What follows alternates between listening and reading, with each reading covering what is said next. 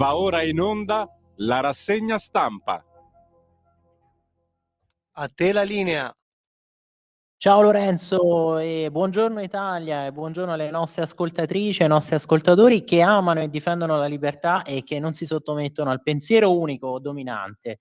E allora oggi, sabato 7 dicembre, dunque rassegna stampa di Radio Libertà con i tanti articoli su questo rapporto Censis 2024 per cui quasi 6 italiani su 10 temono lo stile di vita degli immigrati e poi anche i tanti articoli su questa visita di Elly Schlein a Pomigliano d'Arco dai lavoratori licenziati da Trasnova, l'azienda di logistica che lavora per Stellantis e per la quale non è stata rinnovata proprio la commessa con Stellantis stessa. E ovviamente sorgono delle domande, perché solo ora la Schlein si accorge di quello che realizzava la proprietà degli Elkann che sappiamo no, controllano questo gruppo editoriale proprio di Repubblica, e perché la Schlein ha appoggiato questa svolta del Green Deal europeo che appunto favorendo l'auto elettrica ha causato poi tutta una serie di danni all'industria automobilistica europea.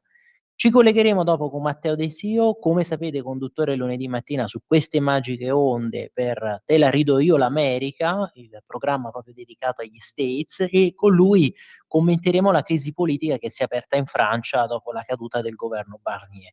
E subito dopo l'intervista allo scrittore e saggista Salvatore Di Bartolo, già nostro ospite per Radio Libertà, come sapete scrive sulla testata di Nicola Porro, è autore di numerosi testi, tra cui Overgreen, l'altra faccia della rivoluzione verde, proprio con prefazione di Vittorio Sgarbi.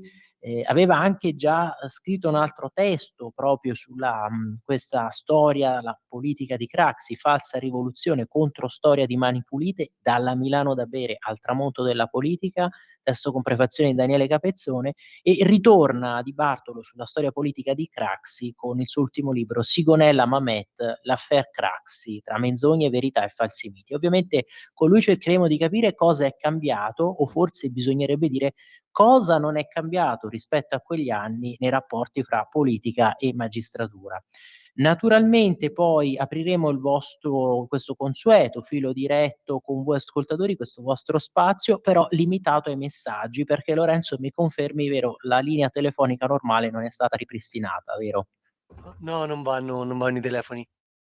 Perfetto, quindi cioè perfetto, purtroppo no, e allora mandateci comunque i vostri messaggi, anche quelli vocali, quindi sempre al numero WhatsApp della radio, quindi il 340 6709 659, anche quelli vocali dicevo, oppure li scrivete sotto la diretta Facebook delle pagine della radio e della Lega.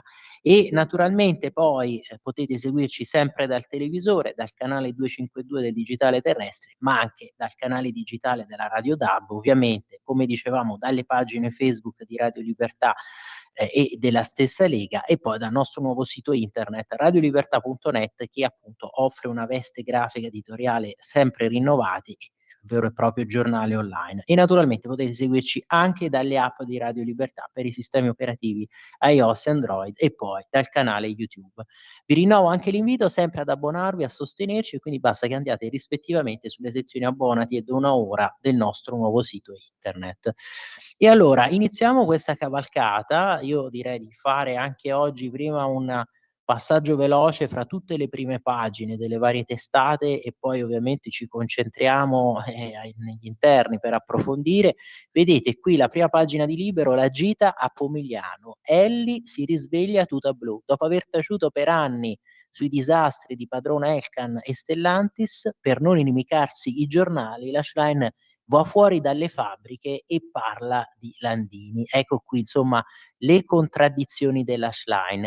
E poi la foto di Saviano smemorato, e qui se ne occupa Simone Di Meo, perché lo smemorato di Caivano, lui che ha sempre tuonato contro la camorra, non si è accorto di quello che stava realizzando questo governo, l'esecutivo Meloni, a Caivano. Scrive di tutto, ma non dei successi di Palazzo Chigi contro la camorra.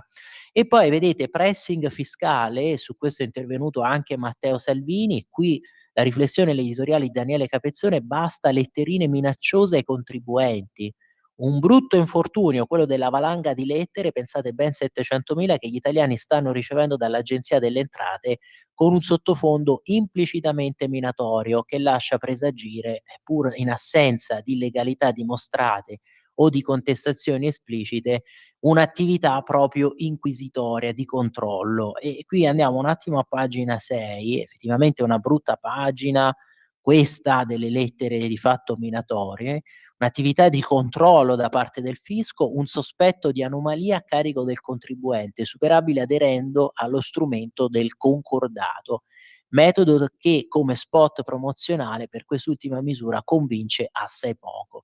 E insomma il compianto Silvio Berlusconi avrebbe detto stato di polizia tributaria e comunque come al solito una presunzione di colpevolezza, di evasione a carico del contribuente italiano. Vedete qui valanga di accertamenti, basta minacce e lettere ai contribuenti italiani. Le 700.000 missive dell'Agenzia delle Entrate, pensate che numero record, una cifra veramente monster, quasi 1.000.000, hanno un sottofondo minatorio, irriteranno le partite IVA e daranno l'idea che sul fisco non è cambiato nulla. Queste appunto le considerazioni di Daniele Capezzone e poi ci torniamo. Vedete però qui l'intervento appunto di Matteo Salvini, molti di voi magari appunto già l'hanno letto, l'hanno sentito, però giustamente ha fatto notare bisogna cambiare lo strumento, passare a uno strumento di dialogo, quello del concordato. Non ho condiviso né nel merito né nel metodo questo invio di milioni di lettere sotto Natale, oltretutto, con un tono inquisitorio a gente che ha pagato le tasse. Se c'è uno strumento che non funziona, penso al concordato, non bisogna inseguire gli italiani, ma bisogna cambiare strumento e la proposta della Lega è quella che ha funzionato in passato e che penso possa funzionare in futuro, cioè la rottamazione a lungo termine, quindi l'accantonamento invece dello strumento del concordato. Il vice premier e segretario della Lega Matteo Salvini spiega di averne parlato 10 minuti fa con il ministro dell'economia Giancarlo Giorgetti. Spiega Salvini, chiedi nell'arco dei 10 anni come un mutuo quello che i cittadini non possono invece fornirti in 1 o 2 anni. Con una situazione economica difficile per molti, l'Agenzia delle Entrate può anche mandare 50 lettere al giorno, ma non arriva da nessuna parte. Piuttosto che inseguire, inquisire, preoccupare, ci si metta al tavolo. Rottamazione a lungo termine, saldo e stralcio e vedi che lo Stato è contento e incassa. I cittadini hanno il tempo di rimettersi in pari. Non do colpe, se lo strumento non funziona bisogna cambiare strumento. Quindi concordato sì, concordato no, fatto così, concordato è un pericolo. Caro contribuente, ti scrivo.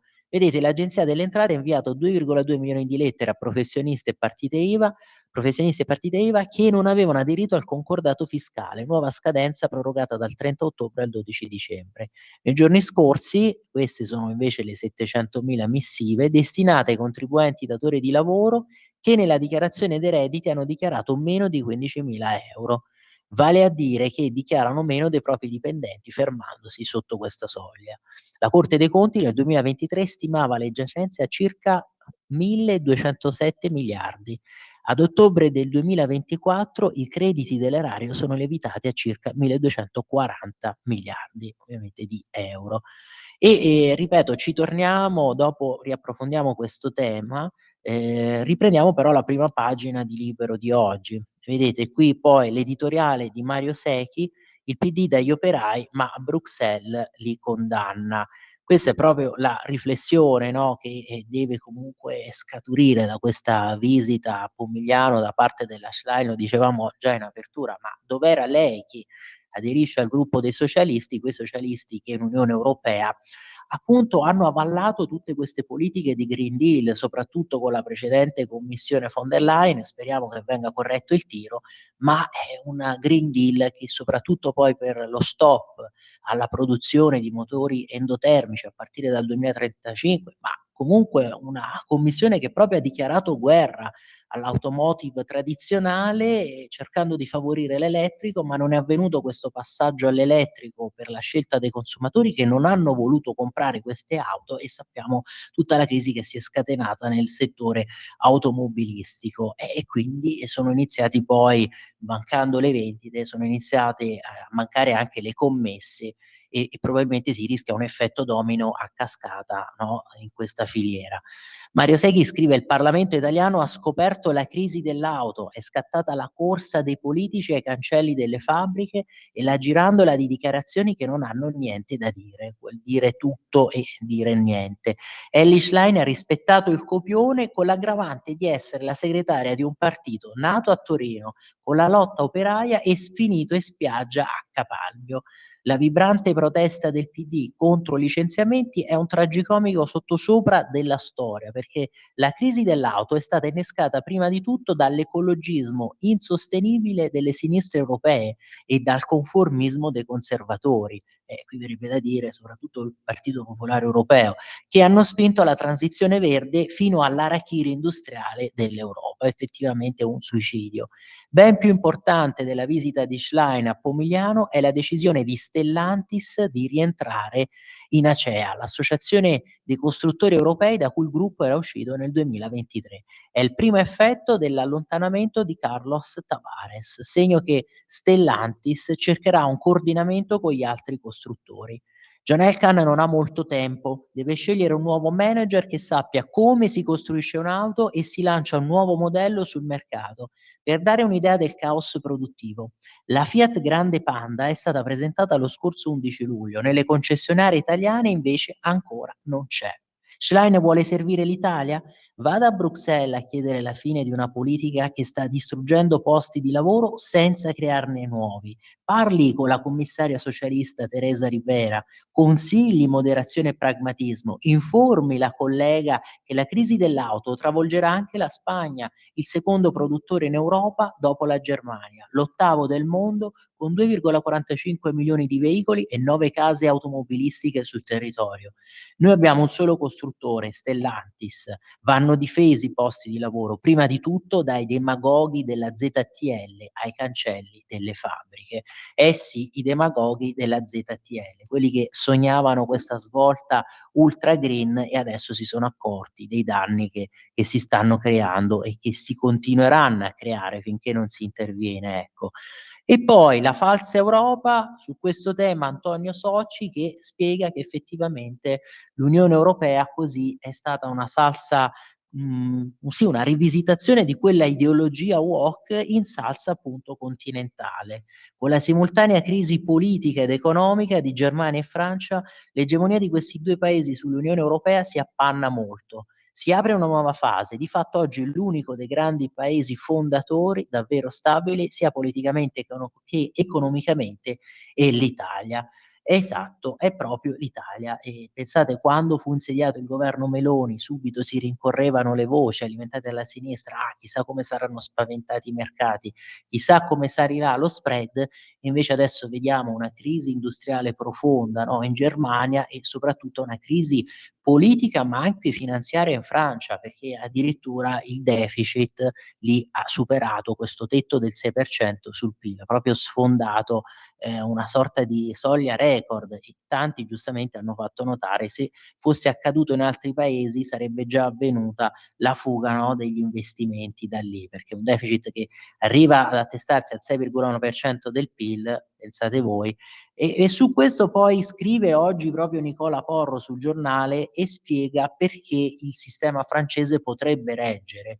Ve lo anticipo già, poi ovviamente lo leggiamo nel dettaglio, lui sostiene perché poi gran parte di questo debito francese è in mano a grosse banche, a grossi centri decisionali di investimento che sono proprio francesi e che quindi possono in un certo modo impedire che la crisi si aggravi finché questo debito rimane appunto nelle tasche comunque francesi, ecco. Sempre qui dalla prima pagina di Libero, gara tra TV sul festival e qui è una sorta di incubo immaginato da Andrea Tempestini se Sanremo dovesse finire su altre emittenti magari schierate. Pelù e Giannini, vi immaginate assieme Piero Pelù con appunto il giornalista di Repubblica Giannini, il Fanta Sanremo di Amadeus, Notte fonda, un sussulto, un risveglio improvviso, è una strana sensazione in un bagno di sudore, qui ovviamente citando la canzone di Pelù, il mio corpo non cambia, la sensazione certo è strana, sudato sono sudato e per qualche secondo non capisco perché diavolo nel buio pesto mi tormentino le parole di Piero Pelù. E insomma, questo articolo è una sorta di divertissement, però è un incubo che potrebbe materializzarsi. Sapete poi tutte le polemiche che sono sorte, no? Vi ci porto qui a pagina 12 per questa decisione del TAR, infatti qua lui lo scrive tutta colpa del TAR, che ha sostenuto che non si può prevedere un affidamento diretto per la RAI, per questa manifestazione. Qui vedete, dopo la sentenza del TAR, summit in comune, a Sanremo la giunta pensa al ricorso. Il comune di Sanremo prepara le contromosse alla sentenza del TAR Liguria che ha stabilito la messa a gara del festival a partire dal 2026. Cominciare dalla presentazione di un ricorso. Ieri mattina il sindaco della cittadina ligure, Alessandro Mager, ha convocato un vertice a Palazzo Bellevue alla presenza di diversi assessori e dirigenti comunali. E sulla decisione del TAR è intervenuto anche il governatore della Liguria, Marco Bucci. Sono italiano, ma ho vissuto 22 anni in America e lì ho imparato che le sentenze non si commentano, ma si rispettano e si eseguono. Poi personalmente io vorrei vedere Sanremo sempre sulla RAI. Ma vi dicevo qui l'articolo di Andrea Tempestini che si immagina, per esempio, un Sanremo addirittura affidato sul 9, con ancora Amadeus.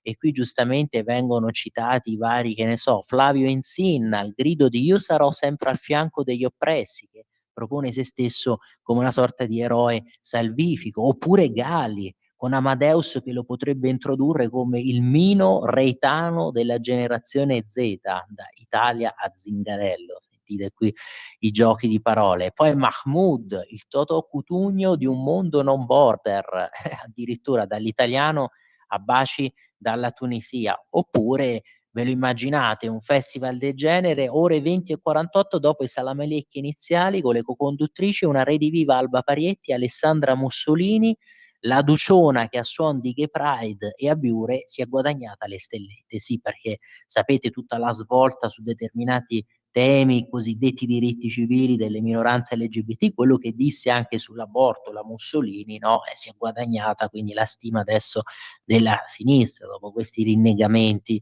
Potere della svolta gender, seguono altri salamelecchi, vi prego, svegliatemi. E poi addirittura qui si immagina, che ne so, inizia la gara, clamoroso all'Ariston, spunta Vasco Rossi che vi ricordate recentemente ha sostenuto che i nazifascisti stanno ricomparendo e che quindi suo padre da questo punto di vista no, sarebbe sconvolto. E un cameo di Vasco Rossi dirige Fiorella Mannoia. E insomma c'è veramente da leggerselo tutto, da gustarselo, è un incubo che speriamo non si materializzi. E poi vedete nel finale addirittura che si presentano Massimo Giannini e poi Rosa Chemical. Vi ricordate il bacio gay con Fedez sotto appunto gli occhi di Amadeus e della stessa Chiara Ferragni, ma anzi poi Rosa Chemical e lo stesso Fedez avevano simulato persino un atto omosessuale. Allora, io però ritorno ovviamente pagina 1, alla prima pagina di Libero, chiudiamo questa parte e vedete poi dall'interno invece l'ex premier assaltato dall'elevato, questo per lo scontro tutto interno tra Grillo e Conte. Vi ricordate la precedente rassegna stampa, l'editoriale di fuoco al vetriolo proprio di Travaglio dalla prima pagina del Fatto Quotidiano contro il fondatore Grillo, il garante, e Grillo che ha lanciato l'ennesima provocazione, ha scritto all'Ashline prenditi tu Conte. Di questo se ne occupa Pietro Senaldi a pagina 7. Perché prenditi tu Conte rivolto all'Ashline? Perché ha sostenuto Grillo di tutti questi anni Conte ha svolto proprio il ruolo diciamo di perfetto alleato, se non succube del PD, facendo passare milioni di voti dal Movimento 5 Stelle al Partito Democratico. E poi addirittura quello che è successo in Romania con queste elezioni che si devono ritenere dopo le interferenze russe, e vedremo a tal proposito cosa hanno scritto sia la Verità di oggi che il Fatto Quotidiano. L'editoriale di oggi proprio del Fatto Quotidiano di Travaglio è su questo tema qui e paradossalmente registriamo una convergenza di posizioni tra verità e fatto quotidiano, perché si sostiene, quando il voto poi in un paese nato è sgradito all'establishment, allora bisogna ritenere le elezioni. E poi lo speciale di Libero su Verdi e la forza del destino, oggi la prima. Sapete che la forza del destino è accompagnata anche da una fama di, sì, sventure, di sfortuna, ecco. Ma un'altra notizia su cui dobbiamo andare è quella dell'occupazione, di appunto immobili, occupazione abusiva che, pensate un po', la decisione della magistratura in questo caso, sempre, no, per sconvolgere le persone, sempre decisioni shock, è stata giustificata. Questa la notizia sul comitato degli inquilini abusivi amici della Salis e sono stati assolti. Se ne occupa Fabio Rubini a pagina 5 e sempre per rimanere in tema di magistratura, la Apostolico che è in pensione stressata dal governo. Questa è l'accusa che viene mossa da Boldrini e soci. Allora andiamo un attimo a pagina 4 e 5 e poi corriamo tra le altre testate perché se no veramente il tempo, lo sapete, fugge, siamo quasi alla prima mezz'ora. E allora ecco le accuse di Elli e Boldrini: Apostolico in pensione, idem colpa del governo. Il giudice anti-Salvini che lascia, Lashline non conosce le ragioni, ma già strilla. Attacchi indegni. Gli amici della toga però che precisano voleva farlo già anni fa, questo della pensione. La segretaria democratica: è gravissimo, la maggioranza non accetta di dover rispondere alle leggi come tutti, ci sono stati attacchi indegni. In realtà verrebbe da dire che sono alcuni magistrati che non vogliono sottostare alle leggi, le interpretano come vogliono, utilizzano anche l'interpretazione conforme a Costituzione per poi far passare magari le loro desiderata, i loro desiderata politici e così non avviene una vera applicazione e così il giudice non è più bocca della legge come nella tripartizione di Montesquieu. E chissà che magari l'Apostolico non voglia anche lei impegnarsi in politica. Apostolico 60 anni, qui vi leggo l'articolo di Gonzato, 60 anni, ha rassegnato le dimissioni volontarie il 3 ottobre e dal 15 dicembre appenderà la toga al chiodo. È il magistrato che a settembre 2023 non ha convalidato i trattenimenti nel CPR di Pozzallo di 4 tunisini. Per Apostolico il decreto Cutro, varato dal governo Meloni, era incostituzionale e contrario alle norme dell'Unione Europea. Pochi giorni dopo addirittura, no, ha diffuso pochi giorni dopo questo, la Lega aveva diffuso un video del 2018 che immortala lo stesso magistrato, Matteo Salvini era all'epoca ministro dell'interno, mentre manifestava al porto di Catania in favore quindi degli sbarchi dei richiedenti asilo. Quindi l'Apostolico non ha spiegato perché si è dimessa, ma non è detto, qui giustamente anche queste ipotesi, questi sospetti, non è detto appunto che nelle prossime ore qualche quotidiano di centrosinistra colmi la lacuna. Non è da escludere che abbia ricevuto qualche proposta politica allettante e d'altronde la posizione sulle questioni migratorie è netta. PD o Alleanza Verdi Sinistra? Chissà che dopo Soumahoro e la Salis l'irresistibile duo Bonelli-Fratoianni non abbia piazzato appunto un'altra zampata e questo è appunto un sospetto fondato. La Paladina, intanto riportiamo altre dichiarazioni, quella per esempio della Dem Laura Boldrini, quella ve la ricordate, delle risorse, esprimo la mia solidarietà alla giudice Yolanda Apostolico e poi, qui vedete, fatta a bersaglio lei, l'Apostolico, di una gogna pubblica violenta e feroce, al punto da portarla alle dimissioni dalla magistratura, nonostante non abbia raggiunto l'età per la pensione. Attenzione, dunque la Boldrini conosce la motivazione? No, zero. A meno che privatamente non sappia altro. Vedremo. Al momento l'importante è appunto strillare, strepitare. È stata una vera e propria tempesta mediatica scatenata dal vice premier Matteo Salvini. Ecco, come al solito le accuse, no, di tutto a lui, a Matteo Salvini, che in questo non teme confronti. La tempesta è stata alimentata da diversi esponenti di spicco della maggioranza. È vergognoso, continua l'ex presidente della Camera, appunto quella che diceva che tutti gli immigrati, anche quelli che delinquono, che sappiamo che delinquono in maniera recidiva, sono le nostre risorse. Ecco, alte cariche della Repubblica, qui vedete la precisazione, promuovono campagne d'odio contro altri corpi dello Stato. Ovviamente l'accusa sempre contro Salvini. La Boldrini appunto non nutre dubbi. L'epilogo della vicenda è emblematico di come le destre attacchino la magistratura per tentare di sottometterla e zittirla. È successo con Apostolico, ma è successo anche con i giudici di Palermo del processo Open Arms, della sezione immigrazione di Roma, di quella di Bologna.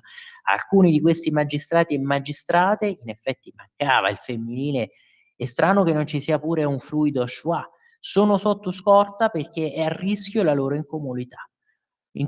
Siamo a Laura Boldrini show, è così che iniziano le autocrazie, minando l'indipendenza della magistratura. Ci aveva già provato Berlusconi senza riuscirci, ora ci prova il governo Meloni. Insomma, queste le considerazioni della Boldrini, no? Sapete, si ricordano un po' anche gli editoriali di Giannini, quindi pericolo autocrazia, pericolo svolta ungherese, orbaniana, è sempre, no, dietro l'angolo con l'esecutivo Meloni fantascientificamente impegnato nel controllo della magistratura.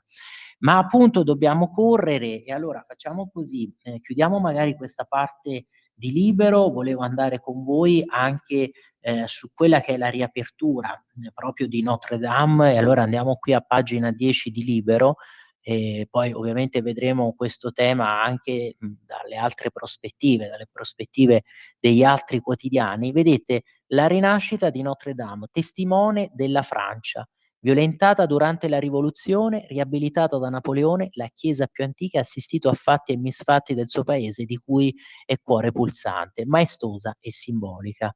Vedete qua la foto dall'esterno, poi la navata centrale qui con appunto questo soffitto tetto che era stato distrutto dall'incendio del 2019, a sinistra la cattedrale vista dall'esterno, a destra l'interno prima e dopo il restauro, in seguito appunto a questo incendio del 2019.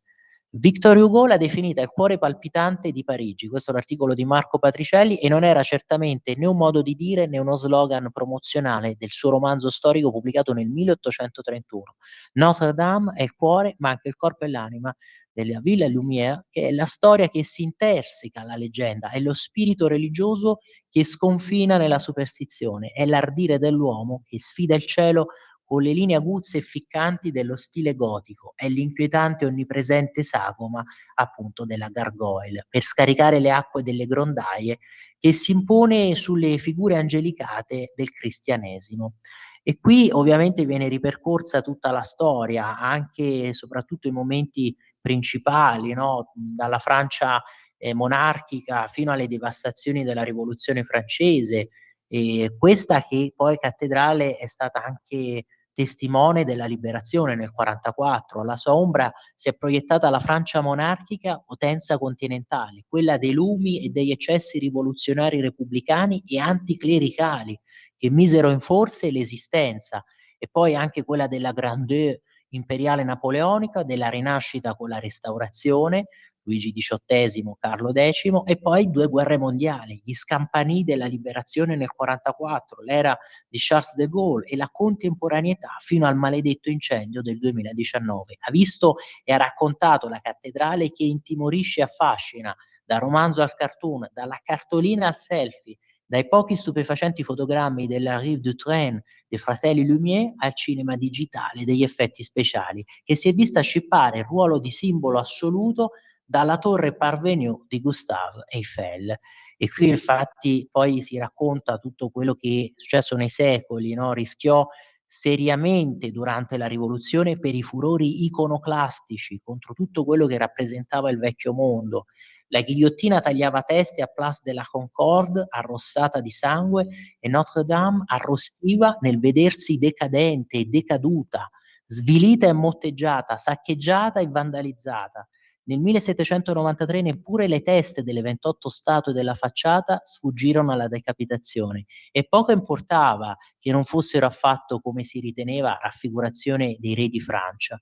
delle porte venne compiuto scempio, spariranno nel nulla e riappariranno, pensate, solo nel 1977 per finire nel museo di Cluny. Quella maestosa creazione dell'ingegno umano dedicata a Dio divenne il tempio della dea ragione, il contenitore per stoccare cereali e viveri, e dagli spazi ne venne scacciato persino lo spirito. Era talmente malandata che quando Napoleone Bonaparte si incoronò imperatore il 2 dicembre del 1804, scegliendo proprio Notre Dame, restituita al culto da 2 anni, sontuosi tendaggi e pregevoli arazzi, bandiere e drappi coprirono le pareti sfregiati dal tempo e dagli uomini. Ma allora Lorenzo me l'hai ricordato, piccola pausa, noi ci ritroviamo fra pochissimo. Porta con te ovunque Radio Libertà. Scarica la app per smartphone o tablet dal tuo store o dal sito radiolibertà.net. Cosa aspetti? A te la linea. Grazie mille Lorenzo. E allora, dicevamo che dobbiamo fare questo rapido passaggio tra tutte le varie testate. Andiamo per esempio sulla Verità, prima pagina di oggi, qui foto centrale proprio con Marine Le Pen, la Le Pen che ride degli affanni del reuccio Macron, posso sfiduciare chiunque. Quindi questo sulla crisi che si è aperta in Francia. Vedete anche l'articolo qui di Matteo Ghisalberti, Emmanuel Macron che sta provando di tutto pur di formare un nuovo governo, anche tentare i socialisti. Infatti potrebbe essere questa la svolta, no? Gli stessi socialisti che di fatto hanno contribuito ad aprire la crisi, con le loro richieste, e potrebbero magari staccandosi proprio dal partito, dalla coalizione di Mélenchon, potrebbero poi appoggiare un governo più centrista, magari proprio con Bayrou. Bayrou che oggi viene definito da Travaglio nel suo editoriale come un'altra mummia, pensate un po'.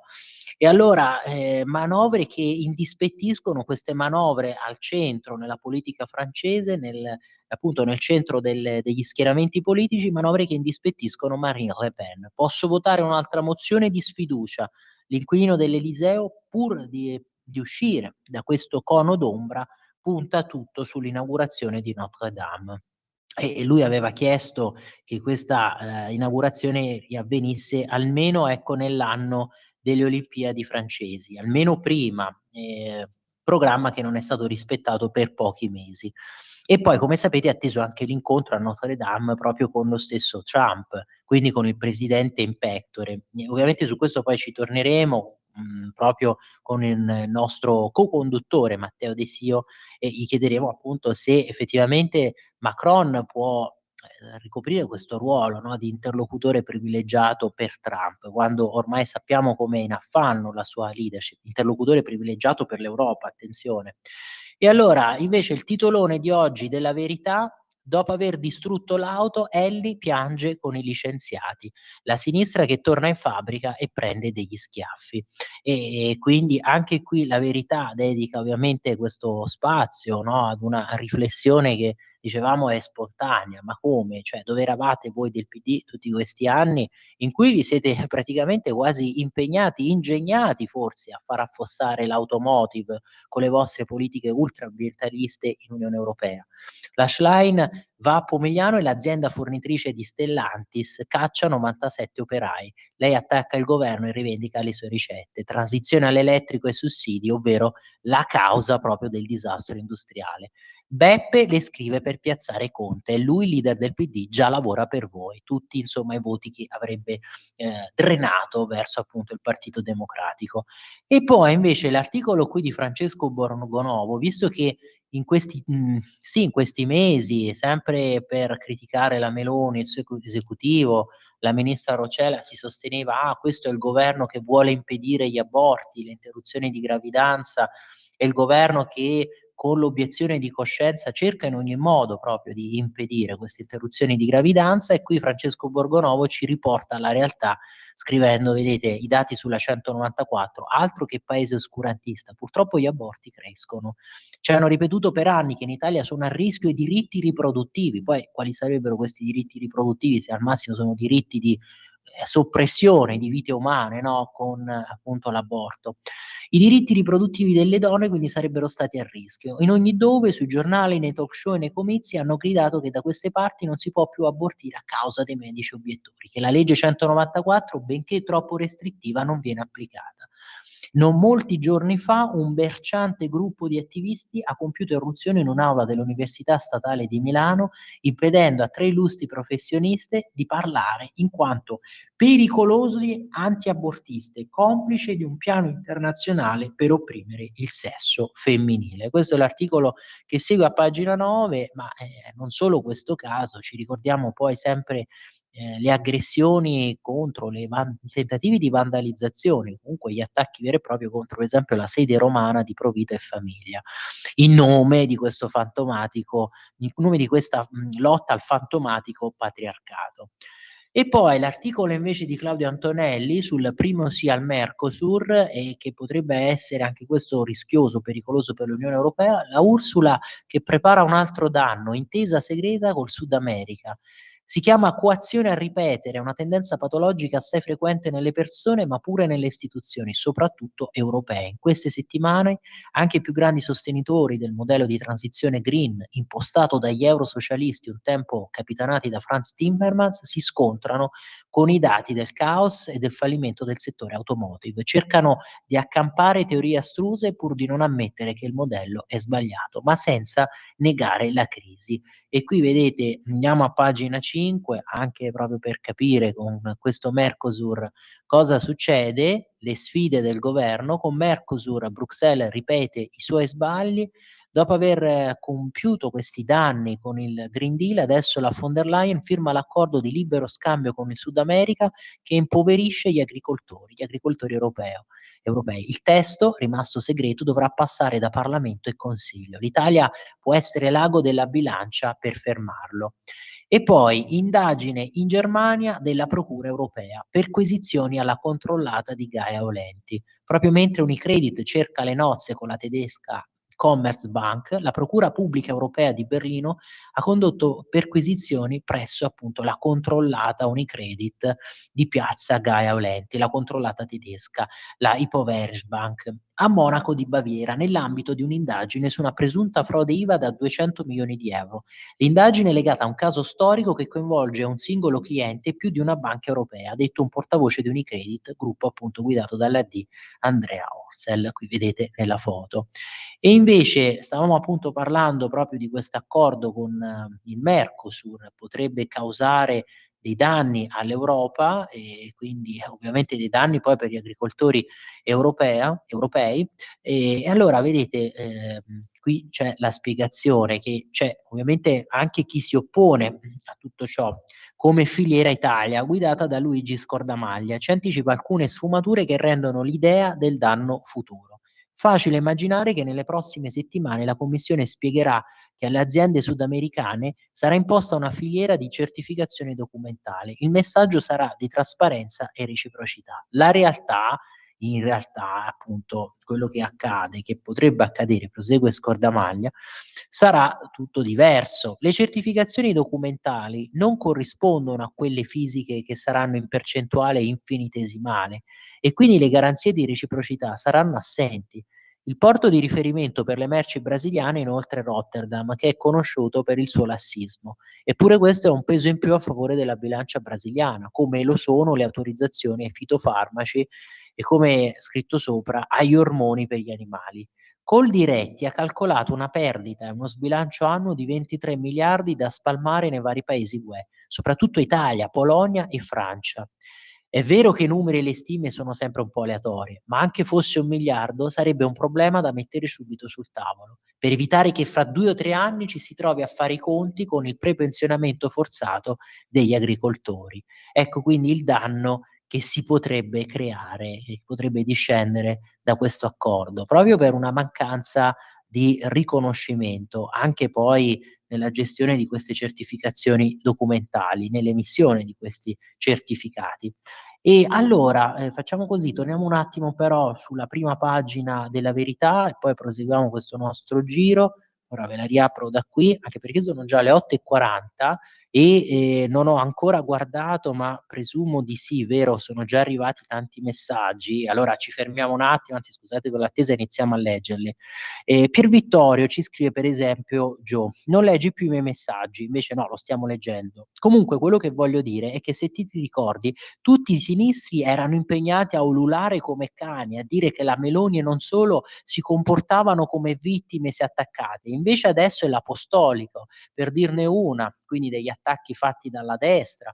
È pericoloso perché si mette in pericolo l'indipendenza della magistratura. Alla fine hanno sempre ragione loro, ma mi meraviglia che la gente ci creda ancora. Quello è grave. E no, Gio, qui hai ragione, assolutamente, no? Abbiamo visto in tutti questi anni che una delle accuse ricorrenti contro la Meloni, contro tutto l'esecutivo, era un'accusa che veniva soprattutto da Giannini and Friends, verrebbe da dire, era quella del vittimismo, cioè la Meloni gioca a recitare, a interpretare il ruolo della vittima, ma guardiamo adesso il vittimismo a volte anche patetico, recitato poi per esempio da questi magistrati, o comunque un vittimismo che abbiamo sentito dalle parole per esempio prima della Boldrini: ah, l'apostolico si deve adesso dimettere dalla magistratura, andare in pensionamento prima perché è stata vittima di tutti questi attacchi. E poi Marco da Milano, e siamo sempre lì, Sanremo non lo guarda più nessuno, fortunatamente oserei dire, altrimenti l'allontanamento dalla politica subirebbe un ulteriore incremento, visto l'insulsa vetrina politica che è diventato. Ecco Marco, c'è scritto questo messaggio, prima stavamo leggendo questo articolo, no, su Libero, un articolo un po' che racconta, descrive una sorta di incubo che potrebbe materializzarsi a seguito di questa sentenza del TAR Liguria, no? Immaginatevi se appunto l'evento Sanremo venisse fatto vedere non più sulla Rai ma su 9 con Amadeus e tutto questo carrozzone radical chic progressista, e quindi molti si sono allontanati, no, da Sanremo negli anni proprio per come veniva diretto artisticamente da appunto Amadeus, però era una direzione che avete visto, no, aveva contemplato anche la presenza di elementi politico-ideologici e soprattutto molti avevano detto era diventato quasi una sorta di gay pride per tutti quei messaggi pro LGBT. Che i grillini fossero una brutta copia carbone era straevidente già nel 2018, quando hanno imbrogliato gli elettori che si sono bevuti le loro evidentissime menzogne. Questo è un altro messaggio che ci è arrivato, non vedo però la firma, ma appunto il problema è proprio questo per i grillini, dopo svisceriamo bene l'argomento, cioè loro che si erano presentati come un partito anticasta, antisistema, populista, che avrebbe dovuto raccogliere le istanze della base, scardinare il sistema, aprire come una scatoletta di tonno il Parlamento, e che poi hanno appoggiato il governo Draghi. Questo è stato ovviamente rinfacciato dalla base, è stato rinfacciato soprattutto per esempio da Travaglio a Grillo. Ti sei permesso di dire che appunto Draghi era il più grillino di tutti, l'avevamo scoperto come grillino. Avete compiuto un rinnegamento su tutti i grandi temi sostanzialmente, anche è stato abbandonato quell'euroscetticismo, o se vi ricordate prima sostenevano che appunto andasse contrastata l'immigrazione, votavano gli stessi provvedimenti, appoggiavano quelle decisioni di Matteo Salvini che cercava di contrastare l'immigrazione clandestina, salvo poi, no, quando citati come testimoni nei famosi famigerati processi, i vari Toninelli e compagni, che prima si attribuivano questo merito, dicevano ah sì, l'immigrazione Salvini la sta contrastando perché ci siamo noi grillini al governo assieme a lui che glielo permettiamo, che appoggiamo quelle scelte, e poi a processo non ricordo, sembrava che non fossero seduti lì in quel tavolo del Consiglio dei Ministri. E quindi pensate il cambio di rotta, le piroette di un Conte per esempio, e anche dello stesso Grillo, ma prima a contrastare l'immigrazione clandestina e poi a riappoggiare queste politiche di riapertura, anzi a dipingere Salvini come un razzista. Ma come, eravate al governo e assieme appoggiavate quei provvedimenti proprio per i porti chiusi?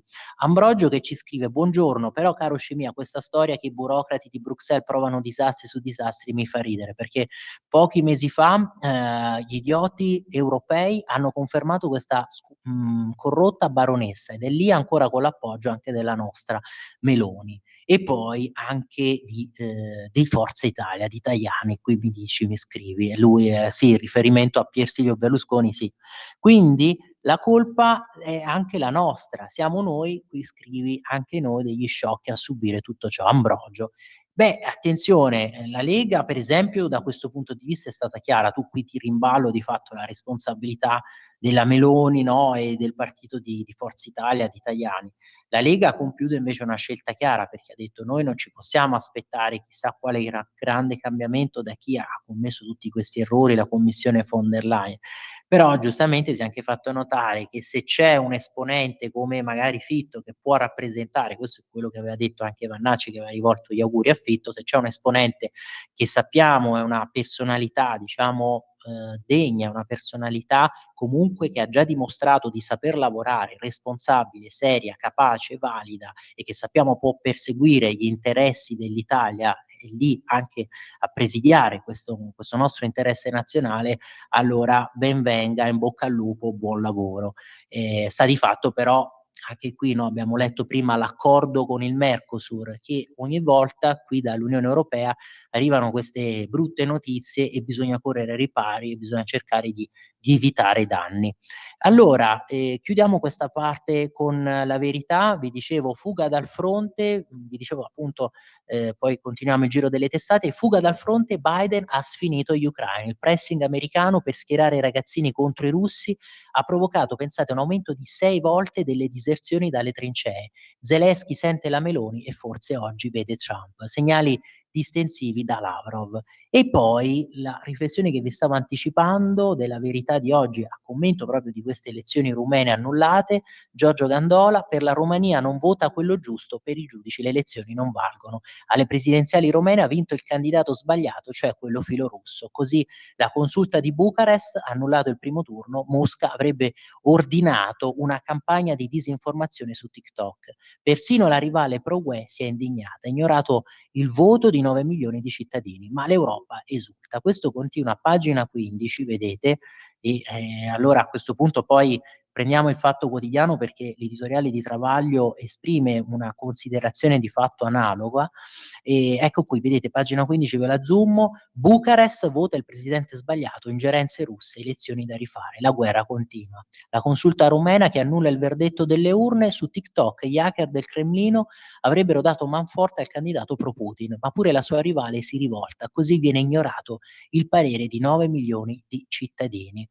E insomma la candidata socialista ha 2 buoni motivi per alzare la voce contro l'Alta Corte. Consapevole che anche il suo successo al primo turno, superò per soli 2300 voti il premier uscente Marcel Ciolacu, socialdemocratico, è di fatto azzerato e che andare palesemente contro la volontà popolare non è mai una scelta vincente. La decisione a tavolino rianima i partiti moderati usciti sconfitti dalle urne, da una parte PSD del primo ministro, dall'altra AUR, Alleanza per l'Unità dei Rumeni, di Giorgio Simion, che nel Parlamento europeo è appunto nel gruppo proprio della Giorgia Meloni, dei conservatori e riformisti. Simion era considerato favorito, ma è stato surclassato da Georgescu con frasi come Putin è un uomo che ama il suo paese e l'Ucraina è uno stato inventato dagli americani. Quindi dunque domani niente ballottaggio, esulta l'Unione Europea che era preoccupata. Una nuova istanza ora chiede di ripetere anche le consultazioni per il Parlamento. E quindi il blitz giudiziario è stato molto applaudito a Bruxelles, dove un asse Orban-Georgescu in quell'area strategica veniva visto con la stessa simpatia di un gatto aggrappato alle mutande. Qui l'immagine usata appunto da Giorgio Gandola. E quindi proprio per agganciarci a questo tema, al tema delle elezioni rumene che sono state annullate, cambiamo area, diciamo, di riferimento, area politica, andiamo sulla prima pagina del Fatto Quotidiano, ma proprio perché il tema è trattato anche da Travaglio sui golpisti democratici. Sentite che cosa scrive qui. È stato ingenuo il presidente sudcoreano Yoon Suk Yeol. I golpe moderni, democratici e occidentali, quindi buoni e a fin di bene, non si fanno più con l'esercito e la legge marziale, se no ti sgamano subito. Questo appunto dalla prima pagina del Fatto Quotidiano di oggi, editoriale di Travaglio. Molto meglio la soluzione rumena. Se vince il candidato sgradito a Washington e a Bruxelles, si annullano le elezioni al grido di hashtag Putin o, ancora più esilarante, hashtag TikTok, o quella georgiana, se gli elettori disobbediscono a USA e UE e votano per i propri interessi anziché per i nostri, si appoggia alla presidente sconfitta che non vuole sloggiare e aizza la piazza contro il Parlamento appena eletto. Il premier appena confermato col 54% contro il 37% delle opposizioni. Cioè si realizza quello che compirono i trampiani 4 anni fa a Capitol Hill, tra gli strilli indignati di chi allora strillava al golpe e ora tifa per la golpista. Ma l'opzione migliore resta quella francese. Macron perde le europee, scioglie l'assemblea e perde pure le legislative. Al primo turno vince la destra, al secondo la sinistra, sì, però ricordiamoci tutto il cordone sanitario messo su, realizzato, gli accordi, no, delle triangolazioni, delle desistenze. Alla seconda tornata elettorale delle legislative vince la sinistra in Francia e lui, Macron, crea questo governicchio di centro. Qui sentite gli insulti, guidato da una mummia del partito meno votato. La mummia sarebbe Barnier, che crolla dopo appena 3 mesi. Allora Macron se la prende con i francesi, colpevoli di non averlo capito, e con i 2 partiti più votati, colpevoli di avere i consensi che lui non ha e di voler governare. E mentre i francesi continuano a non capirlo, 2 su 3 lo vogliono a casa, fa shopping nei migliori cimiteri di Parigi per riesumare un'altra salma da mettere alla guida di un altro governo di centro senza voti, che tanto alla fine è destinato alla fine del precedente governo. Tutti vedono il golpe bianco tranne le cancellerie europee e i media italiani, e qui lui adesso elenca tutti i titoloni dei vari giornaloni.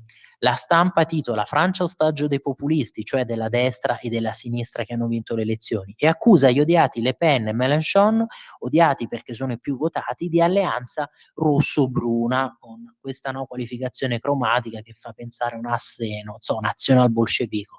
Perché sfiduciano tal Barnier, idolo dei media, perché non rappresenta nessuno, e sono uniti da un sogno inaudito: far cadere Macron e andare all'Eliseo. Roba da matti. Fanno politica per vincere le elezioni e per governare, refrattari alla prima regola della nuova via golpista alla democrazia, cioè governa chi perde.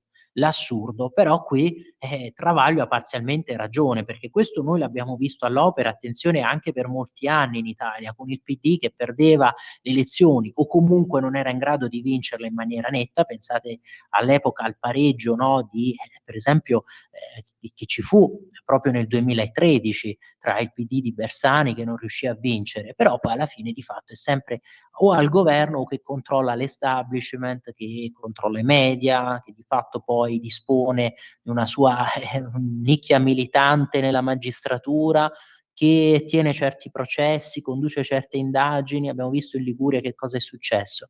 Infatti per il Corriere la Le Pen è la stratega del caos e Mélenchon il tiranno che si sente cirano, e per gli altri giornaloni 2 narcisisti. Il vero democratico è l'umile Macron, che pretende di governare contro il suo popolo. In Italia invece il rosso-bruno è Conte, che non pago di voler tornare a Palazzo Chigi, mentre gli altri leader aspirano a non governare e non dichiararsi di sinistra contro un preciso obbligo di legge, osa financo votare contro Ursula come la Lega e altri. Quindi, siccome la DC governò 40 anni contro il PC e il Movimento Sociale Italiano, la MSI, i primi rossobruni furono Berlinguer e Almirante, e quindi un Travaglio che oggi si scaglia contro gli altri giornaloni che appunto al centro, questi che sono collocati diciamo in un'area politica di centro e che sostengono, appoggiano Macron, e quindi un Travaglio che invece, come al solito abbiamo sentito, difende le scelte di Conte. Conte poverino, che è accusato di essere un rosso-bruno. Vedete, prima pagina del Fatto Quotidiano, con lo stesso tema, vince quello sbagliato, lo stesso tema che abbiamo visto anche comunque affrontato, trattato appunto nell'articolo della Verità che abbiamo prima letto su queste elezioni rumene. Romania, la Corte cancella il primo turno alla vigilia del ballottaggio, vince quello sbagliato, annullate le elezioni. I russi con Georgescu, il favorito col 63%, golpe, infuriata anche la filo UE. E poi sgarbo di Ursula a Parigi e Roma su Mercosur, anche qui questo tema. Francia, Macron prova a spaccare la sinistra, lusinga ai socialisti, ma ancora nessun premier. Questo appunto dal Fatto Quotidiano di oggi. Però volevo appunto aprirvi anche l'articolo di Selvaggia Lucarelli, cioè anticiparvelo qui dalla prima pagina e leggere un attimo all'interno. Sentenza Turetta, gli attacchi fanno danno alle donne. E qui di fatto la Lucarelli sostiene che lo stalking non andava riconosciuto perché siccome Giulia Cecchettin non aveva appunto tagliato, troncato del tutto i rapporti con Turetta, non l'aveva bloccato, ma continuava a cercare di sostenerlo, o comunque continuava ancora a ricevere i suoi messaggi, quindi siccome non aveva avvertito questo stato di disagio, allora è giusto, secondo la Lucarelli, che appunto non venga riconosciuto lo stalking in questa sentenza.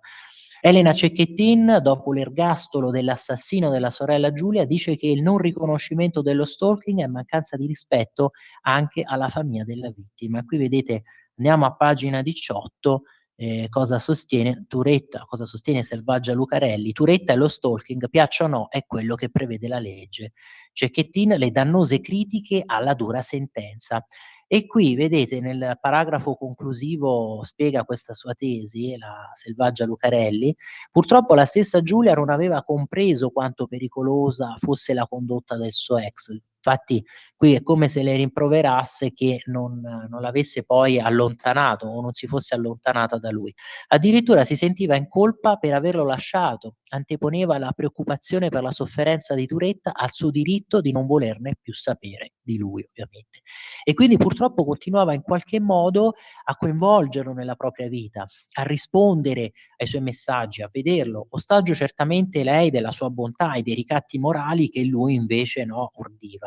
Giulia, per dire, era stata a fare shopping a cena con il suo ex poco prima del femminicidio. Dunque lo stalking non poteva essere riconosciuto. È una questione tecnica, non emotiva. Dunque accusare le istituzioni, chi poi, di non proteggere a sufficienza le donne utilizzando la sentenza Turetta come parametro è in questo caso un protesto antipedagogico, un pretesto antipedagogico e infondato. Il femminismo non è, non deve essere demagogia populista perché le scorciatoie demagogiche spesso generano violenza e il femminismo non deve creare violenza ma cultura. E quindi anche oggi verrebbe da dire che la Selvaggia Lucarelli si lancia nella difesa di una tesi poco condivisibile e sostanzialmente anche impopolare, perché tutti hanno un po' gridato allo scandalo, no, per questa sentenza, anche lo stesso papà appunto Gino Cecchettin. Qui il papà di Giulia, Gino, che diventa presidente onorario dell'Osservatorio Veneto contro la violenza. Il Consiglio di Presidenza del Consiglio regionale del Veneto ha approvato l'istituzione dell'Osservatorio contro la violenza sulle donne, indicando le modalità di individuazione dei componenti e accogliendo la richiesta di conferire la presidenza onoraria a Gino Cecchettin, padre di Giulia Cecchettin. Ma ritorniamo per esempio nell'area di centrodestra con la prima pagina del giornale di oggi, vedete, con poi l'articolo di Nicola Porro proprio sulla crisi francese. Intanto ecco qui quello che vi dicevo sull'integrazione mancata, anche gli italiani di sinistra preoccupati dagli immigrati, i numeri del Censis, quello che stavamo leggendo, dicendo appunto anche prima, per 6 su 10 il nostro stile di vita è minacciato, è la vera maggioranza silenziosa. L'editoriale di Alessandro Sallusti è proprio sul tema la realtà batte l'utopia buonista. Le questioni identitarie tendono a sostituire le istanze delle classi sociali tradizionali e assumono una centralità inedita nella dialettica sociopolitica. Così è scritto nel nuovo rapporto del Censis che ogni anno fotografa stato e umore del paese. Quasi il 60% degli italiani si sente minacciato da chi vuole radicare in Italia regole e abitudini contrastanti con il nostro stile di vita e ritiene che l'italiano vero sia solo quello che discende da un ceppo morfologicamente definito. Il Censis certifica che il problema dell'identità e dell'integrazione è qualcosa di assai più vasto e radicato di quanto la sinistra creda o voglia far credere. Ridurre la questione al fenomeno Vannacci o in generale al razzismo delle destre non sta in piedi, non solo nella sostanza, ma anzitutto nei numeri. E poi la conclusione di Alessandro Sallusti, no, di oggi, il suo editoriale qui sulla prima pagina del giornale. Il Censis però oggi documenta una cosa importante, fa un passo in più e dice che a rimanere inebriata è stata quasi soltanto l'élite della sinistra, cioè chi, non abitando nei tanti Corvetto, il quartiere di Milano protagonista pochi giorni fa della prima rivolta degli immigrati delle nostre città, il problema non lo vive sulla propria pelle, non ci sbatte contro ogni mattina uscendo di casa. Vuoi vedere che la maggioranza degli italiani di destra e di sinistra è favorevole al piano Albania? Non mi meraviglierei. E infatti questi numeri sono schiaccianti perché se 6 su 10 degli italiani sono preoccupati da questo stile di vita, dalla mancata integrazione degli immigrati, significa che allora ci sono anche elettori di sinistra, perché 6 su 10 fa più di quel quasi 50% che vota il centrodestra, ma 50% sui voti espressi, perché poi ci sono tanti che non vanno a votare, che invece sono stati raggiunti da questo sondaggio e che hanno detto di essere preoccupati proprio da questa mancata integrazione degli immigrati e preoccupati per lo stile di vita minacciato, il nostro stile di vita minacciato dagli immigrati. Ma allora, Lorenzo, credo che tu mandato un messaggio per ricordarmi che c'è la pausa, ci ritroviamo fra pochissimo. In quanti ti promettono trasparenza, ma alla fine ti ritrovi sempre con la bocca chiusa e non puoi dire quello che pensi? Radio Libertà non ha filtri né censure. Ascolta la gente e parla come la gente. A te la linea. Grazie Lorenzo. Allora lo citavamo, l'articolo di Porro di oggi, perché il debito è uno scudo per Macron, il sistema Francia, vedete qui dalla prima pagina del giornale, tutti ormai sanno delle condizioni imbarazzanti della situazione politica in Francia, condannati ad avere un Presidente della Repubblica che non sarà mai in grado, almeno fino alla scadenza del suo mandato, di poter avere una guida autorevole. E andiamo a pagina 4 e ovviamente una delle prime valutazioni di questa vicenda è stata: ma se fosse successo in Italia, visto che le maestrine Doltralpe, Moscovici e compagni, Juncker ci avevano bacchettato, fosse successa in Italia una situazione del genere, una grave crisi politica con quei dati finanziari lì terrificanti, proprio di sfondamento di qualunque parametro di Maastricht, ecco. E allora vedete, ecco, adesso ve lo apro, il debito è lo scudo di Macron, ve lo zoomo anche, dalla prima pagina il commento di Nicola Porro, quindi non sarà in grado di trovare Macron un premier che detenga una maggioranza in Parlamento. Una trappola per topi dal punto di vista istituzionale, ma pochi sanno della grande fragilità dei conti pubblici di quel paese. Quest'anno, pensate, chiuderanno con deficit doppio rispetto a quanto sarebbe previsto dai trattati europei e pari al 6,2%. Si è dovuto ricorrere all'aumento del debito per pagare gli stipendi pubblici. Il debito di conseguenza ha sfondato i 3.200 miliardi, quindi circa 400 miliardi in più rispetto all'indebitatissima Italia. Il tutto condito dal fatto che non è stata approvata la loro legge finanziaria. I giornali tedeschi hanno ironizzato: per i francesi è più facile ricostruire Notre Dame che presentare un preventivo di bilancio.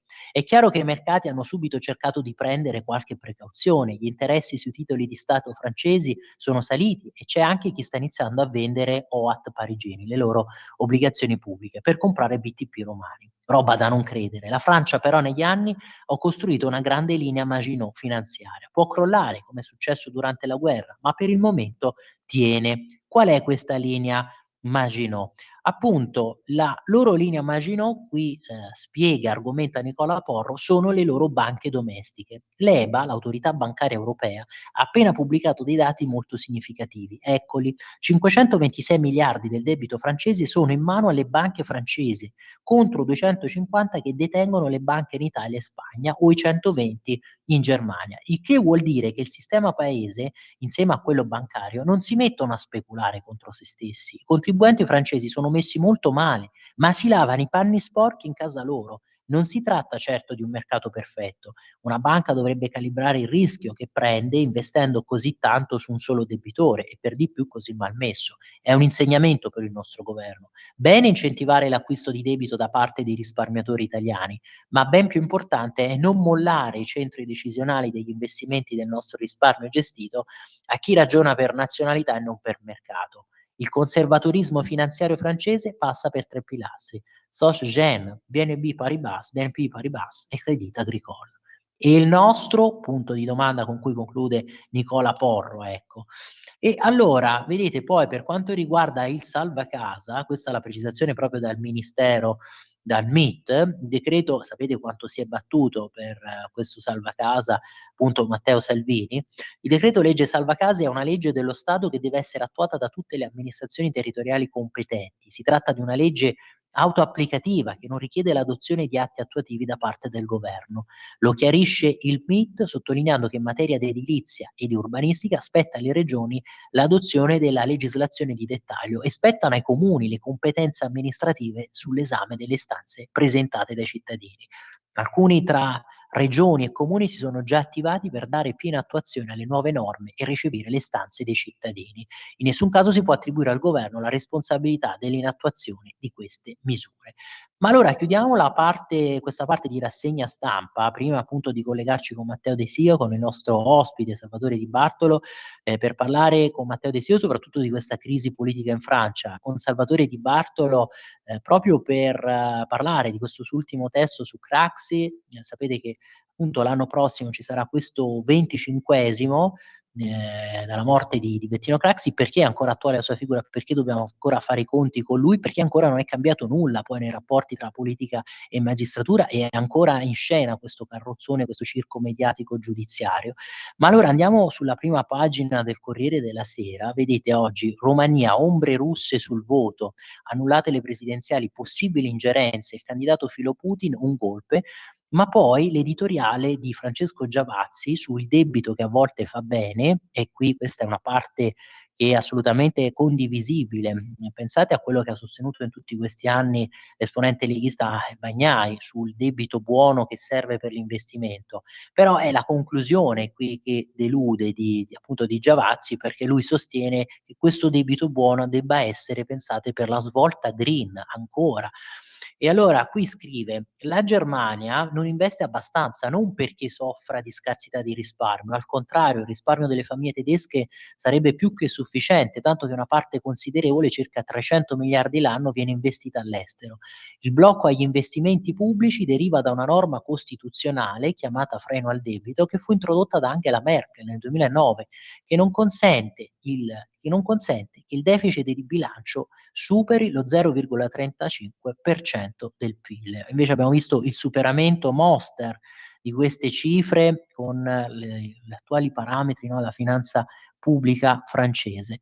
E allora, vedete qui si spiega meglio, no, Giavazzi, il debito pubblico a volte fa bene, così la Germania sta cambiando idea. Oggi questa norma del freno costituzionale in Germania, il freno quindi al debito, alla spesa pubblica, è messa in dubbio dallo stesso leader della CDU, Friedrich Merz, che secondo i sondaggi vincerà le elezioni del 23 febbraio prossimo e sarà il nuovo cancelliere. E allora, pensate, Merz non è il solo a nutrire questi dubbi, anche Joachim Nagel, il presidente della Bundesbank, la banca centrale tedesca, ritiene che quella norma costituzionale vada allentata. Avere regole di bilancio meno dure per affrontare problemi strutturali come l'aumento delle spese per la difesa e l'ammodernamento delle infrastrutture sarebbe un approccio intelligente, ha detto parlando al Financial Times. E però vi spiegavo le conclusioni qui di Giavazzi, la soluzione che lui propone, come spendere per questo debito, no? Che cosa investire. Qui intanto il virgolettato: si è fatta anche strada l'idea che la spesa pubblica aiuta la crescita e poi bisogna pensare, ecco qui le soluzioni, alla difesa comune dell'Unione Europea e alla transizione verde. Quindi in sostanza più spese per spese militari e più spese per appunto questo Green Deal. E lui qui le elenca, le numera e ovviamente poi le dettaglia. Ci sono altri due fattori che renderanno questo cambiamento di prospettiva irreversibile, oltre al cambiamento, no, di paradigma che sta avvenendo in Germania. Innanzitutto, come detto, la difesa. Costruire una difesa europea comune diventerà inevitabile. I paesi che non pagano abbastanza per la NATO si scordino che gli Stati Uniti li difendano, afferma Trump. Costruire nell'UE un sistema serio di difesa ovviamente ha dei costi altissimi che solo gli Stati possono pagare, anzi solo l'Unione Europea, emettendo debito comune, perché nessuno Stato europeo, neppure la Germania, dispone delle risorse per realizzarlo. E poi la transizione verde, che è la condizione perché trasmettiamo ai nostri nipoti un pianeta in cui sia possibile vivere. Il motivo per cui la transizione verde sarà tanto costosa è semplice. Pensate alla Motor Valley italiana nel triangolo fra Bologna, Padova e Torino. Gran parte delle imprese manifatturiere collocate in quell'area sono subfornitrici dell'industria automobilistica tedesca. Il passaggio all'elettrico, che andrà realizzato con gradualità e saggezza, ma andrà realizzato, comporterà una straordinaria riallocazione di capitale e di lavoro, aziende che andranno chiuse e sostituite con aziende verdi e soprattutto lavoratori che dovranno essere riqualificati o, se troppo in là con gli anni, pensionati anticipatamente. Chi pagherà? E insomma, qui Giavazzi sostiene così in maniera netta, chiara, che assolutamente va realizzato questo passaggio all'elettrico, questa svolta green assolutamente va compiuta, non si può tornare indietro e quindi a costo di far chiudere aziende e dobbiamo riallocare le risorse. Quindi, come al solito, si ripropone questo diktat, questo dogma ecologista. Ma chiudiamo allora con la prima pagina di Repubblica, così, visto che erano arrivate anche critiche a noi, c'era stato detto che noi non rendiamo conto di quello che viene detto, sostenuto un'altra area politica. E allora, prima pagina di Repubblica di oggi, anche questa testata sul voto in Romania, Romania voto annullato, e poi in Siria i ribelli jihadisti che puntano su Damasco, Assad, voci di fuga.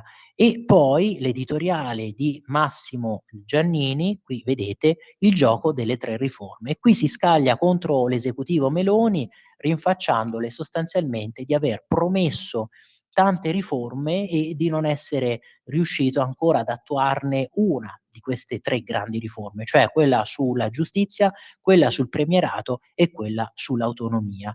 E perciò il riferimento al gioco delle tre carte. E sentite poi che cosa scrive, cioè quali termini anche se vogliamo offensivi o comunque sempre dominati, permeati, forte critica nei confronti della Meloni e di Salvini, no? Perché qui lui scrive: piovute un po' in sordina queste riforme, in un discorso pubblico dominato, no, scusatemi, le riforme, le critiche dalla consulta alla riforma Calderoli. Queste appunto osservazioni sono piovute un po' in sordina in un discorso pubblico che è dominato dalle guerre in Ucraina e in Palestina. Le motivazioni della sentenza sull'autonomia differenziata segnano la sconfitta forse definitiva di un progetto, sentite, palesemente dissennato, che solo l'indipendentismo farlocco di Salvini e il trasformismo posticcio della Meloni potevano provare a nascondere. Quella legge approvata dalle Camere a colpi di maggioranza non sta in piedi da nessun punto di vista. La Corte l'ha smontata pezzo per pezzo e alla fine di quel testo mal scritto e mal pensato resta poco o niente. Quando invece abbiamo sentito anche le parole, vi ricordate, dello stesso Zaia, che l'impianto della riforma è mantenuto e questi interventi sono circoscritti e comunque è stato ribadito dalla consulta che sì, la legge in sé è costituzionale perché alla fine attua quello che è stato inserito proprio nella Costituzione con la riforma del titolo quinto.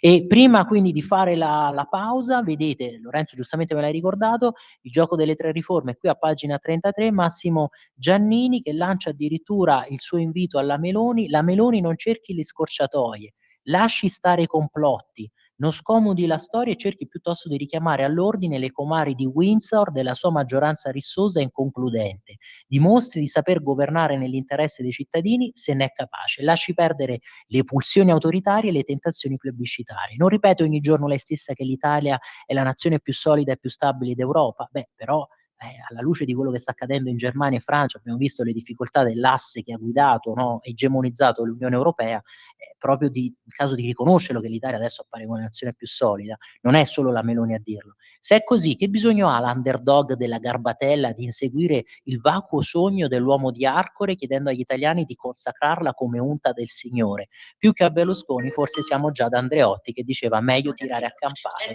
che tirare le cuoia.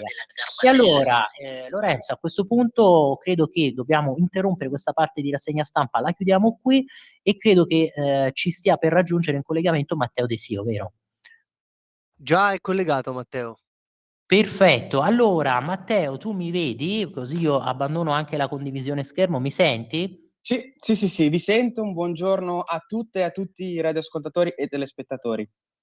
Grazie mille Matteo per averci raggiunto, per condividere ecco questo momento con noi. E allora ti chiedo subito, come avevamo anticipato, no? Dobbiamo occuparci di questa crisi francese che non è soltanto una crisi politica, è anche una crisi finanziaria molto grave. Abbiamo prima anche enumerato i dati, snocciolato questi dati, sono veramente preoccupanti. Ma come si è arrivata a questo? Cioè, tu pensi che alla fine sia stata anche colpa della testardaggine di Macron, che comunque rendendosi conto che queste maggioranze sono deboli e probabilmente sarà debole anche la maggioranza che si riformerà, se ci sarà questa apertura dei socialisti, tu credi che riuscirà nel breve termine a riformare questa maggioranza o comunque rimane una leadership molto azzoppata?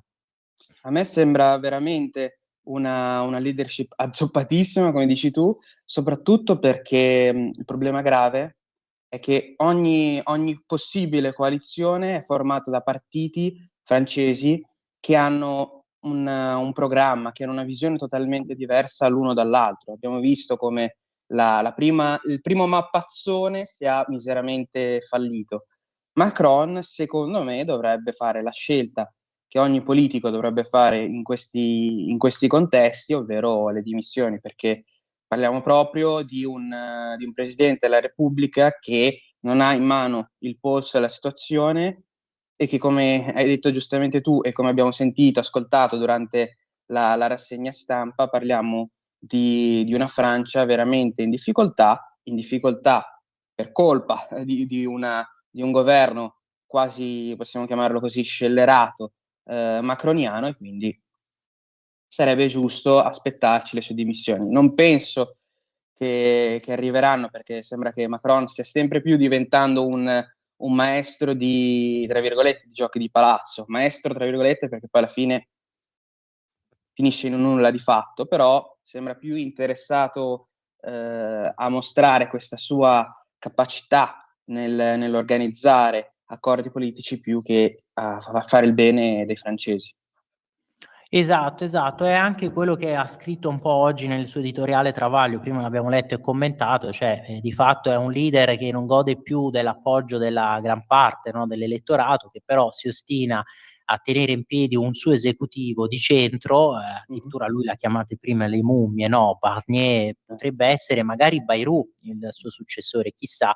Ma poi Matteo, ti chiedo subito, prima lo stavamo dicendo, è atteso anche questo incontro tra Trump e Macron. Probabilmente sarà molto attesa questa, perché è la prima visita comunque del presidente degli States in pectore, prima dell'insediamento ufficiale a gennaio. Sarà quindi proprio Notre Dame. C'è chi anche ha scritto saranno all'altezza di una scenografia così imponente e maestosa, la riapertura di Notre Dame dopo l'incendio del 2019, saranno all'altezza di questo appuntamento con la storia. Ma soprattutto la domanda, prima la stavo anticipando, Macron potrà essere ancora uno degli interlocutori privilegiati, ecco, di Trump, interlocutori privilegiati tra i leader europei, visto comunque tutte le difficoltà della Francia e visto che di fatto comunque con la Meloni condivide un orientamento ideologico forte, e probabilmente la Meloni in questo momento rappresenta il paese che economicamente e politicamente può vantare una certa stabilità all'interno sempre dell'Unione Europea. Allora, noi ci aspettiamo ovviamente che la riapertura di un monumento così importante per la nostra cultura europea come Notre Dame sia fantastico, a prescindere che sia in Francia, a prescindere che al governo ci sia Macron o addirittura Dio ce ne scampi i socialisti. Però speriamo veramente quindi che sia proprio un giorno da ricordare per tutti in positivo. Stiamo vedendo che sia in Francia sia in Germania che una politica basata su il portafoglio, possiamo dire, al centro, però con ideologie politiche a sinistra, sta fallendo su tutta la linea. Quindi speriamo che i francesi e speriamo che i tedeschi anche capiscano che qualche volta è meglio lasciare stare le ideologie sociali per concentrarsi sul proprio portafoglio. E secondo me l'Italia in questo momento può svolgere un ruolo di primo piano, non tanto secondo me anche per le affinità politiche, perché abbiamo visto che Bannon, l'ex consigliere di Donald Trump, è amico anche di Giorgia Meloni, ma anche per far vedere, anche perché l'Italia è l'unico paese dei tre grandi in Europa in questo momento che, come dici tu, sta mostrando stabilità, sta mostrando che non si fa mettere in difficoltà le piccole crisi che ci sono in ogni governo politiche. Assolutamente sì, e probabilmente risulta il paese più stabile. Ma vedo che si è collegato con noi Salvatore Di Bartolo. Salvatore, ci senti? Ci ascolti? Forte e chiaro, buongiorno e grazie dell'invito.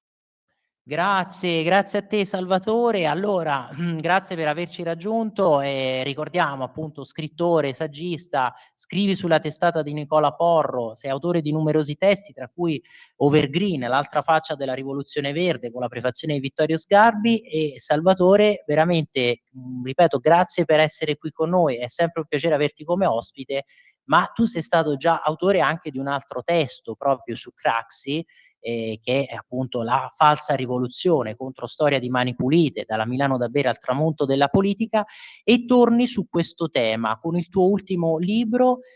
Torni ad occuparti appunto della parabola politica di Bettino Craxi, del leader socialista, e con appunto l'ultimo testo che invece è Sigonella a Mamet, l'affaire Craxi tra menzogne, verità e falsi miti. Allora, perché sei tornato a occuparti di questa figura politica che, ricordiamo, continua ancora a dividere tanto gli italiani dopo averli già divisi appunto con la stagione poi di Mani Pulite e di Tangentopoli? Sono tornato ad occuparmi principalmente perché credo che quello che Craxi diceva qualche decennio fa, 20, 30, anche 40 anni fa, oggi stia tornando prepotentemente sulla scena politica, e questo dimostra tutta l'attualità del pensiero di Bettino Craxi.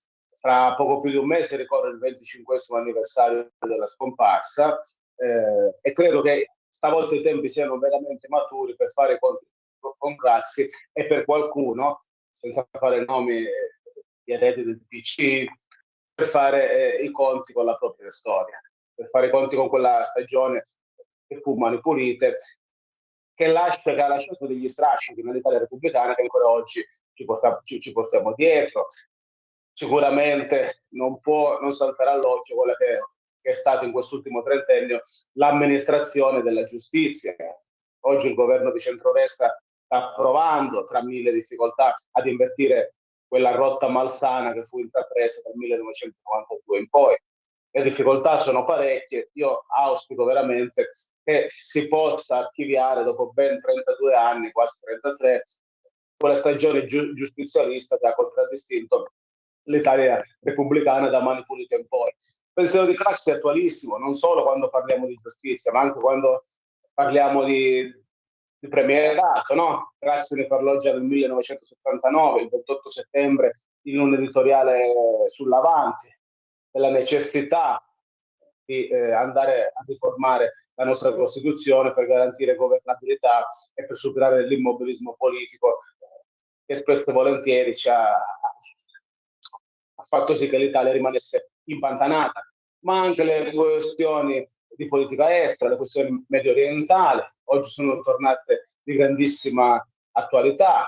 Craxi ebbe un rapporto privilegiato con Yasser Arafat, era uno dei sostenitori della politica dei due stati, che ad oggi, nonostante siano passati decenni, credo che possa essere l'unica strada per costruire la pace in Medio Oriente. Insomma, la carne al fuoco è tanta, e devo dire che in moltissimi temi che oggi sono di grandissima attualità, io ritrovo sconvolgentemente attuale il pensiero di Bettino Craxi. Sembra che questi decenni non siano veramente passati, oppure sembra che davvero lui fosse davvero proiettato in avanti, anche quando esprimeva i suoi giudizi da Mahomet verso la fine degli anni 90 sull'Europa, sui vincoli comunitari, su Maastricht, sull'immigrazione, sugli effetti della globalizzazione. Insomma, la sua figura andrebbe soppesata e valutata attentamente per quello che veramente è stato.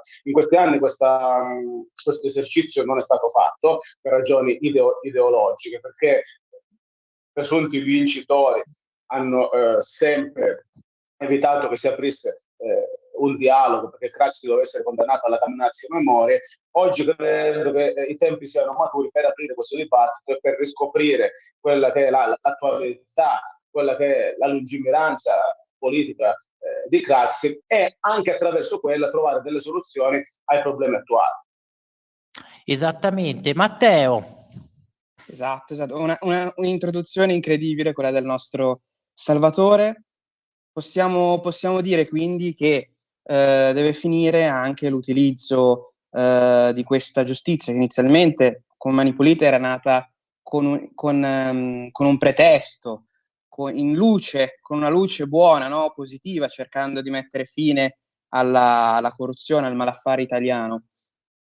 Però deve finire questa giustizia che cerca di interferire con la storia, come tu la chiami, come tu la scrivi durante il libro con la S maiuscola. Deve finire questo modo di intendere la giustizia e la politica quasi più per piaceri personali, quasi più per orgoglio personale più che per il bene del paese. Allora, in quella stagione la Mani Pulite doveva servire, secondo la Vulgata, ad allontanare per sempre dal paese l'immoralità, la corruzione, il malaffare. In realtà, con il senno del poi, sono trascorsi più di 30 anni, abbiamo visto anche a nostre spese che così non è stato. La corruzione ancora esiste, il malaffare esiste, l'immoralità. L'unica cosa che è stata fatta è stata allontanare la politica, quella con la P maiuscola, dal paese, non la corruzione, bensì la politica, perché il livello politico si è abbassato drasticamente. Credo che nessuno possa dire che i politici attuali, con tutto il rispetto per i politici attuali, abbiano lo stesso livello, la stessa visione, la stessa preparazione, le stesse competenze dei politici della tanto vituperata Prima Repubblica. Su questo credo che non ci sia storia, perché quelli erano degli uomini temprati all'interno dei partiti, degli uomini che facevano la gavetta, iniziavano a fare consiglieri comunali, gli assessori, i sindaci. Prima di arrivare in Parlamento c'era alla base un'esperienza politica decennale. Oggi andiamo a cogliere, diciamo, degli influencer, degli scappati di casa, che in alcuni casi il Movimento 5 Stelle con i grillini non hanno alcuna esperienza né politica né lavorativa, e li caliamo direttamente nell'agone politico, nella scena politica, con i risultati che poi tutti abbiamo visto in questi anni. C'è un'altra questione che discende direttamente da Mani Pulite, ed è la subalternità della politica alla magistratura. È lì che inizia la subalternità della politica rispetto alla magistratura. Questo disequilibrio tra i poteri dello Stato. No? C'è un potere dello Stato, che è il potere giudiziario, che tende a sconfinare in altri ambiti, in altri poteri dello Stato. Oggi i magistrati si indignano perché questa riforma della giustizia pensata dal governo di centrodestra tenderebbe in qualche modo, secondo il loro giudizio, a compromettere quella che è la loro indipendenza. Tenderebbe in qualche modo a mettere in una posizione di subalternità la magistratura rispetto alla politica. Non è così, non è assolutamente così, perché la magistratura oggi non è affatto subalterna alla politica, è la politica che è subalterna alla magistratura, il contrario, negli ultimi 30 anni. Questa riforma tenderebbe semplicemente a riallineare quelli che sono i ruoli, a mettere sullo stesso piano politica e magistratura, come era ai tempi della Prima Repubblica, come più non è stato da Mani Pulite in poi. Quindi questi sostanzialmente temono di perdere questo potere misurato che hanno avuto in questi 30 anni, che gli ha consentito di fare opposizione ai governi regolarmente eletti, gli ha consentito di sconfinare, gli ha consentito di abusare del loro ruolo, e poi in alcuni casi anche di intraprendere delle carriere politiche. Quindi questo disequilibrio non funziona. È una situazione che va necessariamente riallineata, che piaccia o meno ai magistrati, che in questi ultimi decenni hanno fatto davvero il bello e il cattivo tempo. Tutto quello discende da Mani Pulite in poi, è ora che questo disequilibrio venga superato. Per quello, come dicevo prima, auspico che il governo di centrodestra abbia la forza, la pazienza e la tenacia di portare avanti questa riforma per poter superare definitivamente questo riequilibrio e mettere la politica di nuovo al primo posto, ristabilire il primato della politica come ai tempi della Prima Repubblica, come ai tempi di Craxi. Chiaro, chiarissimo. E ultimissima domanda, Salvatore, perché allora il tema lo hai anticipato anche te, no? Quello che io potrei definire, magari in maniera un po' più generalista, come l'euroscetticismo ante litteram di Craxi. Perché tu giustamente hai ricordato che lui aveva messo in guardia sui pericoli di una certa integrazione, e addirittura aveva scritto che le regole comunque dei trattati, dei parametri di Maastricht non sono delle regole divine. Ci è arrivato anche per esempio un messaggio dal nostro ascoltatore invece sull'Europa, fondata su queste commissioni che decidono sopra il Parlamento, che è poco democratica. Ecco, Ti aspetti qualcosa di nuovo da questa commissione von der Leyen? Tu giustamente mi dirai, ma abbiamo visto già il copione, no, della precedente commissione, la svolta green, è cambiata un po' la maggioranza, si sono formati su alcuni temi, per esempio, no, sull'immigrazione, le cosiddette maggioranza Venezuela, con addirittura il voto dei patrioti e dei sovranisti di Alternativa alla Germania insieme ai popolari. Ma credi che veramente, ecco, ci possa essere un cambiamento, o probabilmente anche per esempio sul passaggio, la transizione all'elettrico, lì l'Italia dovrà insomma battersi fortemente per tutelare i propri interessi, per evitare queste sciagure? Allora, io personalmente da parte della Commissione, da parte delle istituzioni europee mi aspetto veramente poco. Il vero vento del cambiamento potrebbe arrivare dagli Stati Uniti con l'elezione di Trump, che potrebbe andare a scompaginare quelli che erano i piani della precedente Commissione e in qualche modo cercare di invertire la rotta su diversi temi. Il primo che mi viene in mente è quello che hai appena citato tu, è dell'agenda green. L'agenda green che è stata fatta più in maniera ideologica che in maniera pragmatica e che in alcuni paesi, l'Italia in testa, andrebbe a creare degli scompensi da un punto di vista socio-economico e occupazionale davvero disastrosi, oserei dire. Stiamo assistendo ogni giorno praticamente nel dibattito pubblico a quelle che sono le difficoltà che il settore automotive sta incontrando. Quindi il vero cambiamento secondo me può arrivare dagli Stati Uniti se Donald Trump sarà in grado di imprimere una svolta rispetto alla direzione che aveva intrapreso il suo predecessore. Contrariamente credo che questa commissione, nonostante sia cambiato qualche equilibrio, non sarà nelle condizioni, ma non vorrà nemmeno farlo, di invertire questa rotta che spesso e volentieri, basandosi su un'ideologia che talvolta è davvero scellerata, porta i Paesi membri a sbattere. Craxi lo diceva già alla fine degli anni 90, in questo ventennio, in questi 25 anni, l'abbiamo scoperto, ai noi, anche sulle nostre tasche e sulle nostre spalle. Assolutamente sì. E allora grazie Salvatore per averci ricordato tutti questi aspetti di attualità di Craxi. Grazie a te Matteo per essere stato con noi e aver anche poi parlato di questa crisi, no, che si è aperta in Francia. Grazie a te Lorenzo per la pazienza. Grazie a voi tutti che ci avete ascoltato, ci avete anche oggi mandato tantissimi messaggi. E allora buona continuazione su Radio Libertà e buon fine settimana. Buon fine settimana. Avete ascoltato la rassegna